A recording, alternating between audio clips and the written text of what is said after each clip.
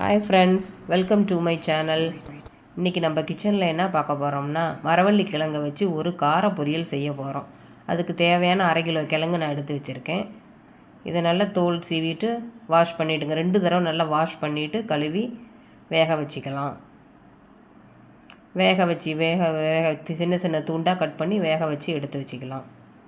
ரொம்ப வேக விட்டுறாதீங்க.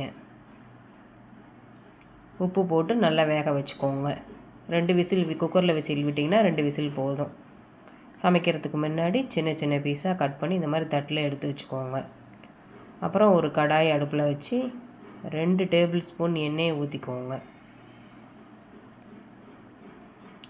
எண்ணெய் நல்லா சூடானதும் அடுப்பு மீடியம் ஃப்ளேம்லேயே இருக்கட்டும், ரொம்ப ஃபயர் வைக்க வேணாம். 1 ஸ்பூன் கடுகு போட்டுக்கோங்க. கடுகு நல்லா பொரியட்டும். கடுகு நல்லா பொரிஞ்சதுக்கப்புறம் நம்ம 1 டேபிள் ஸ்பூன் உளுந்தம்பருப்பு சேர்த்துக்கலாம். உளுந்தம்பருப்பு நல்லா செவக்கட்டும்.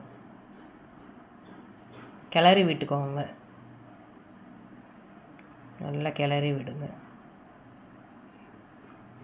கிளறி விட்டுங்க. ஆனியன், சின்ன ஆனியன் நல்லா சின்ன சின்னதாக கட் பண்ணி வச்சுக்கலாம். பெரிய ஆனியனாக இருந்தாலும் பரவாயில்ல, சின்ன வெங்காயமாக இருந்தாலும் பரவாயில்ல. நான் பெரிய வெங்காயம் எடுத்திருக்கேன். ஒரு பெரிய சைஸ் பெரிய வெங்காயம் எடுத்து பொடி பொடியாக நறுக்கி கட் பண்ணி வச்சுருக்கேன். இதில் வதங்கிறதுக்கு உப்பு கொஞ்சம் சேர்த்துக்கோங்க. உப்பு சேர்த்து நல்லா வதக்கிக்கோங்க. கிழங்குல நிறைய பெனிஃபிட்ஸ் இருக்குது ஃப்ரெண்ட்ஸ். அது நிறைய மாவு சத்து இருக்குது. கேஸ் ட்ரபுள்லாம் இல்லை. யார் வேணாலும் சாப்பிட்லாம். குழந்தைங்க, பெரியவங்க எல்லாருமே சாப்பிட்லாம். கிழங்கு சீசனுக்கு நல்லா கிடைக்கும். நல்லா செஞ்சு பாருங்கள். இதுக்குள்ளே மீடியம் சைஸ் அடுப்பில் வச்சு மஞ்சத்தூள் 1/4 டீஸ்பூன், 1/2 டீஸ்பூன் மிளகாத்தூள், நான் வீட்டில் வச்சுருக்க குழம்பு மிளகாத்தூள் தான் சேர்த்துருக்கேன். நீங்கள் தனி மிளகாத்தூள் வேணாலும் சேர்த்துக்கலாம். சேர்த்துட்டு நல்லா வதக்கி நல்லா கிளறி விடுங்க. நல்லா ஆனியனில் நல்லா உப்பு மிளகாத்தூள் கிளறுங்க. போட்டு கிளறி விடுங்க. இதில் நம்ம பொடியாக கட் பண்ணி வச்சுருக்க மரவள்ளி கிழங்க சேர்த்துக்கலாம். சேர்த்து நல்லா கிளறி விடுங்க. நல்லா 4 பக்கமும் கிளறி விடுங்க.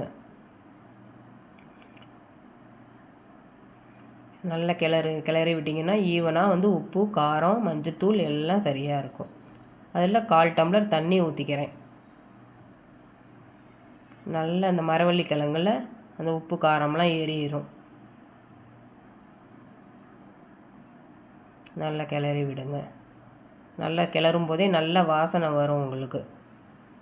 இது உருளைக்கிழங்கு, கருணக்கிழங்கு மாதிரி இது ஒரு பொரியல் தான். சைடிஷ்க்கு சாப்பாட்டுக்கு நல்லாயிருக்கும். ரசம் சாதம், தயிர் சாதத்து கூட வச்சு சாப்பிட்லாம். ரொம்ப நல்லாயிருக்கும். நான் கரம் மசாலா 1/4 டீஸ்பூன் போட்டிருக்கேன். நான் 1/2 கிலோ கிழங்குறதுனால 1/4 டீஸ்பூன் போட்டிருக்கேன். உங்களுக்கு பிடிக்கும்னா நீங்கள் 1/2 டேபிள் ஸ்பூன் கூட போட்டுக்கலாம். கடைசியாக இறக்க போகும்போது கொத்தமல்லி தழை தூவி விட்டு அடுப்பை ஆஃப் பண்ணிடுங்க. அந்த பேன் ஹீட்லேயே நல்லா சூடாகிடும்.